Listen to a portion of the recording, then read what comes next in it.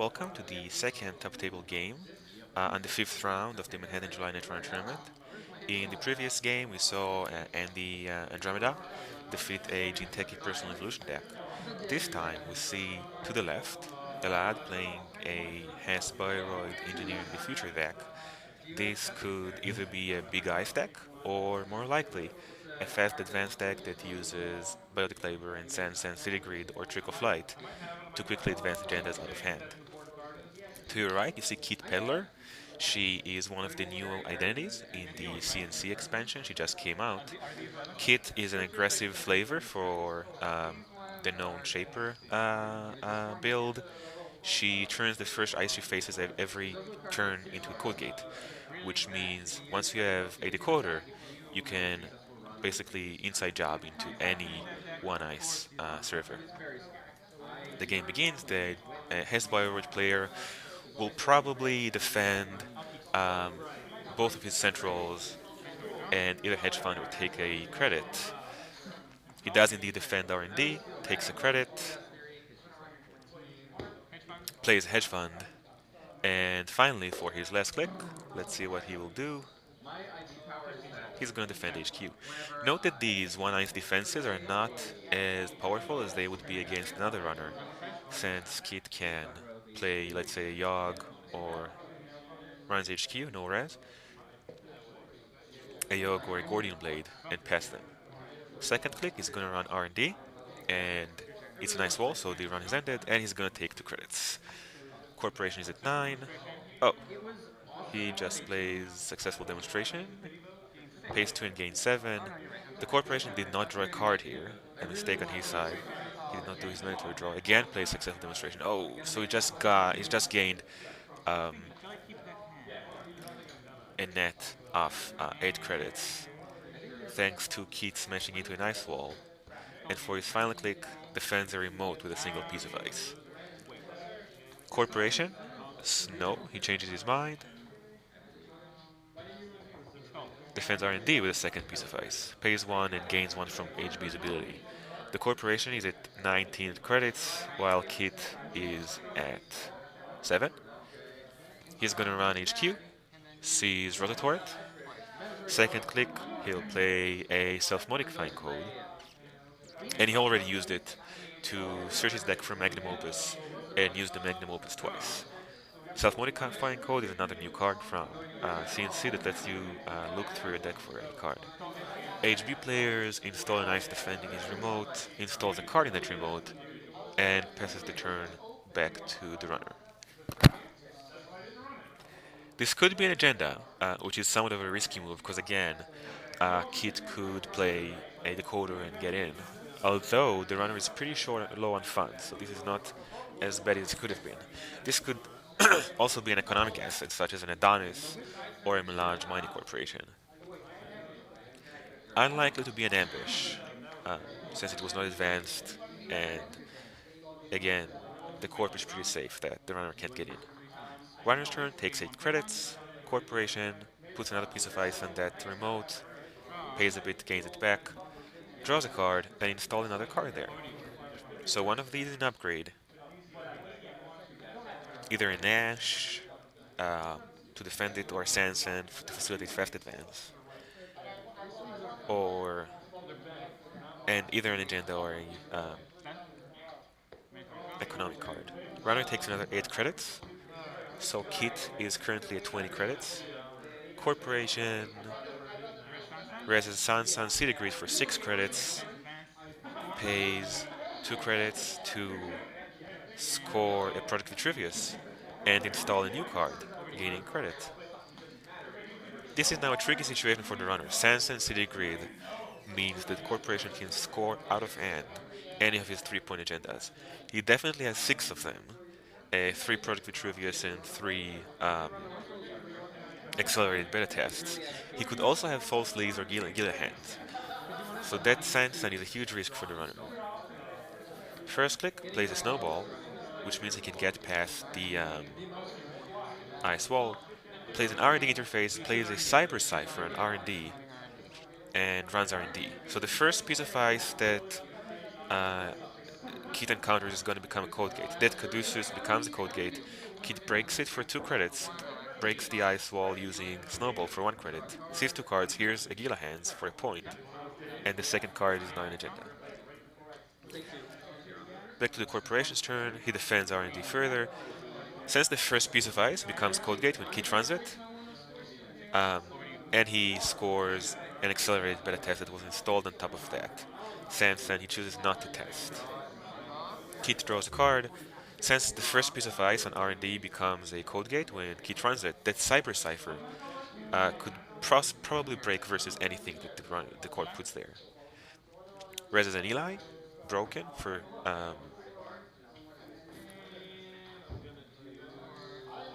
the runner is doing the math, whether he can get in through all of these ice. He can break the Eli for 2, he can break the ice wall for 1. The Caduceus is a question mark because of the trace. So the first trace trigger, the corp does not boost it, it's trace 3 for the credits, and the runner lets it go, so the corporation gets 3 credits from Caduceus. Second trace for the end run, the runner matches, breaks ice wall, sees 2 cards. First one is a Project Trivius, which is steals, second one, excuse me, it's not an agenda. And for his final click, he takes 2 credits, so he's now at 4. Note that breaking this remote is quite cheap for the run right now. Caduceus is a soft ice, it just costs money. Eli and Ice Wall are broken for 2 and for 1 respectively. Corporation draws cards and gains a bit. Runner chooses to run the remote, sees that it doesn't make much sense. He's actually going to undo this move because he cannot trash the Sansan. He only has 4 credits. Although this is a tournament, it's still a friendly game, so the corporation lets the runner undo that move. Instead, he's gonna take 8 credits. That's gonna be his turn. So he's currently at 12. The corporation is at 8, and he has Sansan, which means his score potential is quite high.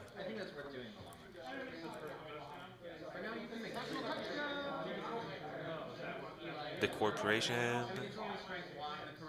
installs a third piece of ice on his remote, gets a credit back from HB's ability, and installs a card there.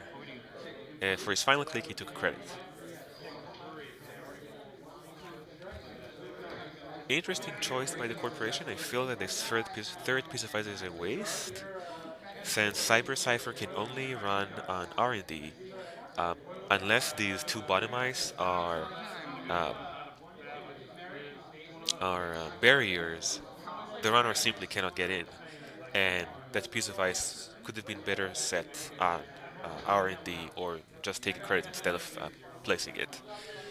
Runner plays quality time for 3 credits. Note that Keith's economy is entirely based on Magnum Opus, so paying 3 credits for 5 cards is in fact a very efficient move, and lets the runner dig for any cards he might need in this situation. He plays a mem chip, and he passes the turn back to the corporation. Corporation draws a card, reveals a Melange Mining Corporation for a net of 6 credits this turn. Back to the runner, discards. Oh, the runner had too many cards in hand. He discards a Plesprit for his previous turn. First click, he's going to probably. Okay, draws a card. He's definitely gonna run R&D this turn. Um, the question is when. He's gonna see 2 fresh cards. It's evident that the corporation doesn't have any agendas in his hand, or he would have scored them by now. Right now, this is a race between the fast advanced deck and the runner raiding R&D. He gets 4 credits, and he's probably going to run R&D with his final click. He wants to make sure that the corporation does not get any fresh agendas into his hand.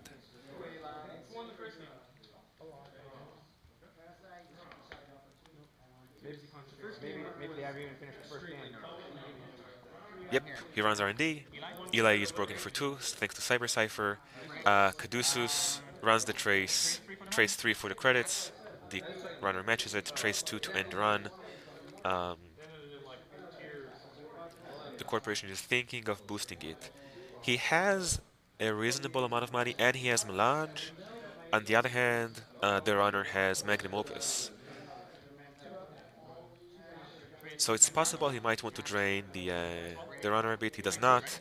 Runner matches the trace for the Caduceus, breaks the ice wall, sees two cards. None of them are agendas. Going back to the previous point, this game is now a race. The corporation needs to draw an agenda. He needs to draw aggressively, get the agenda, and score it. Because otherwise, the runner is just gonna keep going into R&D. Um, he does it for quite cheaply. Three for the Eli and the snow and the ice wall, and somewhere between five and how much the corporation is willing to spend on the Caduceus. The runner takes 8 credits. He knows that he's only going to see one new card with R&D run, so he waits. Corporation draws a card, install the third piece of ice on R&D, paying 3, getting 1 back from HB's ability. He's pretty well off financially. Right now, the barrier for the corporation player is the installs a second upgrade on their remote. So this is probably an Ash, making this a well-defended remote. Of course, this is irrelevant since the corporation is unable to draw agendas and will be unable, especially now that the runner installs a second R&D interface and runs the remote. Corporation raises Wall of Static, um, which becomes a code gate thanks to Kit's ability. Kit does the math, breaks the Wall of Static for 8 credit. He paid 2, but he just takes 1 back. Eli is broken for 5 credits, thanks to Snowball. The Caduceus is next, runs the trace, trace 3 for the credits, which the corporation does not boost. And he is thinking about tracing for the end run. He could do it, he has the money. And these are 2 fresh cards that are going to be on top of R&D. So if one of them is an agenda, he could probably immediately score. Trace 3 for the money, the runner does not match. He's thinking about the trace for the end run. The runner has 10 credit right now. The corporation has 20. Note that the runner has a mem chip there, so he actually has 1 link. The corporation boosts the trace. The runner matches, has 3 credits left, breaks the ice wall, sees 2 cards. I feel that this was misplayed by the corporation. He could have, and here's an agenda, he could have boosted the trace further and end the run, allowing him to melange the next turn and keep this Caduceus advantage. Since the runner does not have a killer, it cannot break through sentries. As long as the board position remains as it is, the corporation can prevent the runner from entering R&D and hope to draw one of these agendas.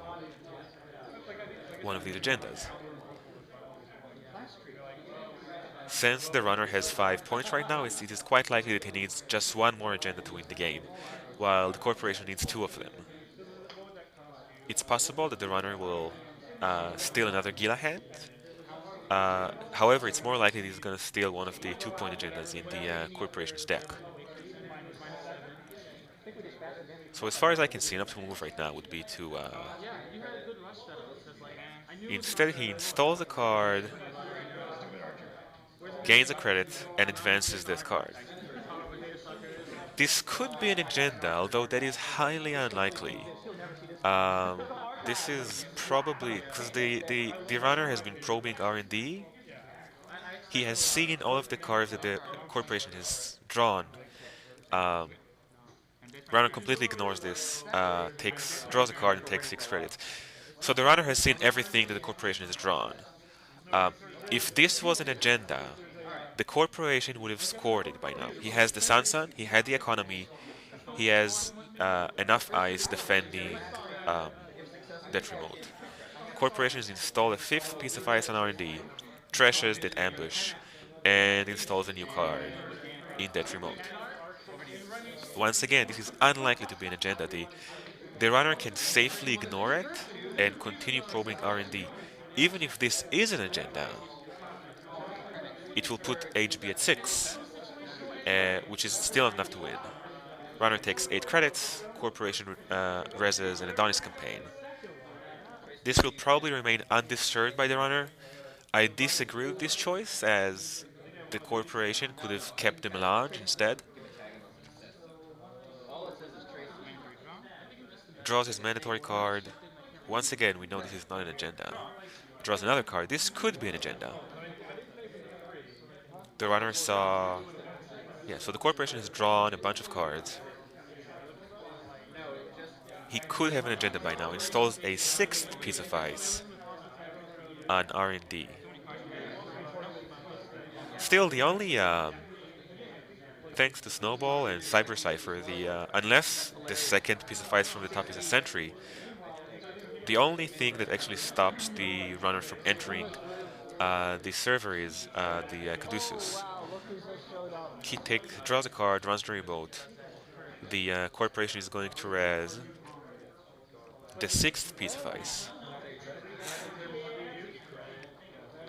which is a Chimera. It becomes a Code Gate. The runner breaks it, installs the second piece of ice, which is another Chimera. He makes it a Sentry, and the runner cannot get in. He had to pay 4 credits for it, but right now he has time until the runner chooses to attack HQ. No money for the Corporation, so this is a safe run. Sees the Biotic Labor, and finally click draws a card. So as long as the Corporation can pay the 4 for these 2 pieces of ice, the runner cannot get in unless he gets a killer or he gets a tinkering, because he could tinker the second Chimera. Corporation mandatory draws, takes the money off Adonis campaign. He could have an agenda by now, but even unless it's a 3 for 2, he will not have the money to get it with Biotic Labor. Takes a credit, plays hedge fund, so he has enough money right now to do the Chimera trick again.